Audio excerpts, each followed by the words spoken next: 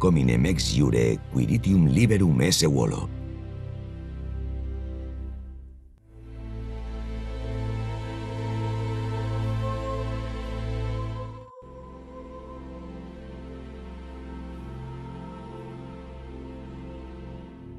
Aujourd'hui, tu ne seras plus esclave, mais tu redeviendras un homme libre. Maintenant tu es libre, ô Epictétus. C'est avec ces mots que mon maître, Lucius Pedanius Clemens, me délivra de ma condition d'esclave pour faire de moi un homme libre. Ce furent les paroles les plus douces qu'il me fut donné d'entendre. Au nom de Jupiter, je célébrais l'événement comme il se devait. J'ouvrais les amphores de notre meilleur vin et je levais mon verre avec ma famille, mes amis et les gens que j'avais l'habitude de côtoyer, mais aussi avec quelques visages inconnus qui s'étaient glissés parmi l'audience. Si on doit me pardonner quelques excès d'ivresse et un festin déraisonnable, je demande pénitence pour ce jour. Ma main était lourde à l'heure de remplir les coupes. J'étais aussi généreux avec le vin qu'il ne l'avait été avec moi. Tout cela mérite explication. Bien que je sois né esclave, les dieux firent de moi le plus consciencieux et le plus chanceux des hommes. Ils voulurent que je vive et je travaille à la solde de mon maître, Lucius Pedanius Clemens, heureux propriétaire sur les terres du Laietana Iberica, de larges terrains où on cultivait le blé et l'olive, mais surtout des vignobles qui s'étendaient jusqu'en bord de mer. À l'époque des vendanges, dans tout le domaine, circulaient de longues files de roulottes chargées de vin, que tiraient tant bien que mal les bœufs qui s'acheminaient vers les propriétés, les caves où le vin allait être exprimé. Très vite, j'appris les secrets du métier. Je travaillais tant et si dur qu'arriva le moment où mon maître me concéda la liberté, tel que les textes de loi romains le stipulaient. Car, les dieux en soient loués, sur ces terres de la province tarraconaise, les lois romaines sont appliquées depuis que le général Gnaeus Cornelius Scipio avait débarqué en Porias pour fendre l'arrière-garde des troupes carthaginoises qui rêvaient d'envahir Rome lors de la Seconde Grande Guerre punique. Lorsque les ennemis furent vaincus, l'influence de la République romaine s'étendit rapidement à toute l'Hispanie. Les villages qui la peuplaient durent alors changer leur langue pour le latin et s'adapter peu à peu aux nouvelles lois et coutumes. La plupart des villages se réclamèrent alors de la citoyenneté latine et plus tard romaine.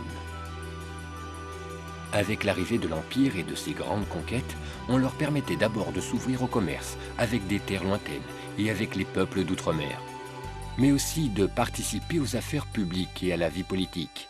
Jamais auparavant ils s'étaient vus offrir de telles opportunités. Que puis-je vous dire de toutes ces villes?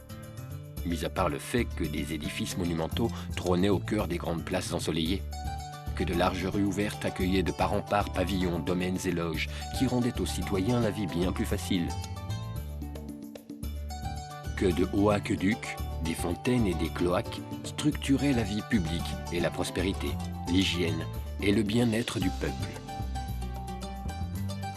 La capitale provinciale, Tarraco, disposait alors des avancées et commodités propres aux grandes cités urbaines desquelles elle pouvait se réclamer.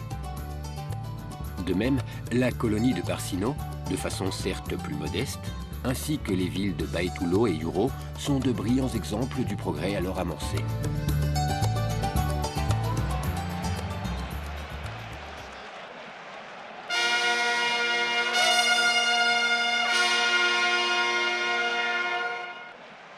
Mais en ville, tout n'est pas que labeur. Jeux, théâtres et fêtes publiques ou privées animaient la vie de ceux qui y vivaient. En témoignent ces vastes termes publics, ces lieux de rencontre et de plaisir, ces lieux voués à la santé, au sport, à la culture et au négoce. L'argent passe de main en main lors des paris. On mise sur les courses de chars du cirque, on joue au dé, une passion qui rend difficilement riche, mais qui peut ruiner un homme avant même qu'il ne s'en rende compte.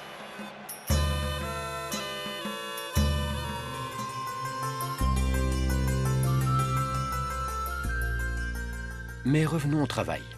L'opulence de cette propriété, comme celle de tant d'autres, est le fruit de la culture du blé, de l'olive et de la vigne, grâce auquel on garnit nos tables des aliments sacrés. le pain, l'huile et le vin.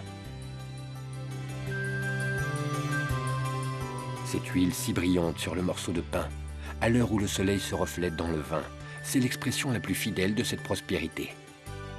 Nous devons remercier les dieux, car s'ils nous permettent de boire et manger à notre guise, ils consentent aussi à ce que nous vendions en grande quantité notre vin aux légions de César, qui ont toujours une victoire à célébrer. Néanmoins, il est vrai que nous gardons toujours quelque part de ce breuvage raffiné que nous réservons à nos clients et amis.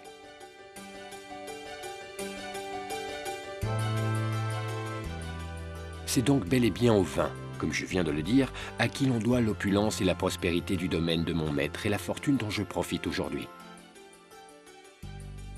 C'est en cultivant le vin que je gagnai mon titre de contremaître à la charge d'un groupe d'esclaves considérable et que j'appris à dominer l'art de transformer le raisin en nectar des dieux, le vin. Le vin que l'on garde en amphore et en jarre et que l'on scelle pour qu'il soit transporté par mer avant d'être acheminé par voie terrestre aux quatre coins de l'Empire. Fort de mes nobles obligations et du savoir-faire que j'ai su démontrer durant des années, je gagnai la confiance de mon maître, jusqu'à ce qu'il accède à me délivrer de ma condition d'esclave, comme je vous l'expliquais tout à l'heure.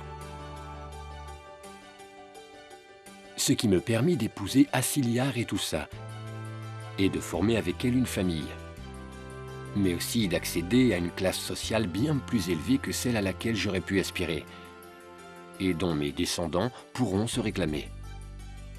Dire que prochainement, mes petits-enfants pourront même aspirer à la magistrature.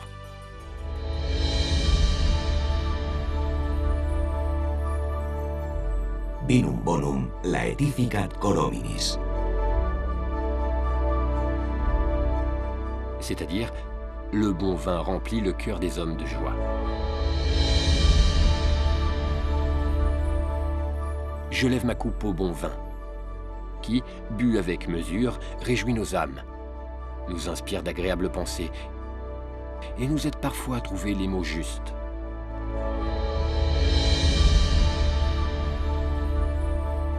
Comme je viens de le faire.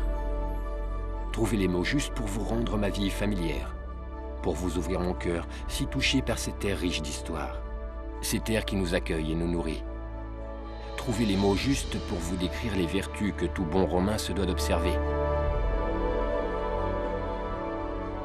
Les vertus qui, sans vouloir manquer de modestie, ne sont ni rares ni banales.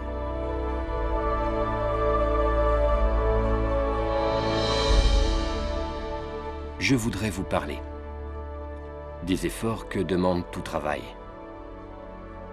du pieux respect envers les dieux, de l'État et de l'amour pour la famille, des compromis et autres engagements envers les autres, du contrôle dont doit faire preuve tout homme pour maîtriser ses instincts et ses passions, de la pondération et de la mesure, de l'importance du savoir dans la vie, du sens commun et de la sagesse qui doit conduire nos actes, du refus de profiter des plus faibles en toutes circonstances, de la miséricorde et de la clémence qui distingue l'homme civilisé du barbare.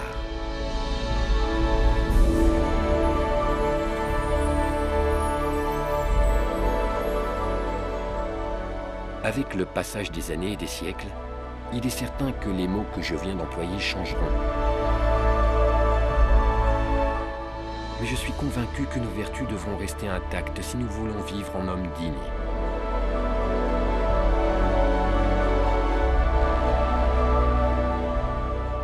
De même qu'il sera nécessaire de transmettre l'art du bon vin aux générations à venir. Mais en moi, je sais que les générations de vignobles qui me succéderont seront tirés le meilleur des vins en ces terres.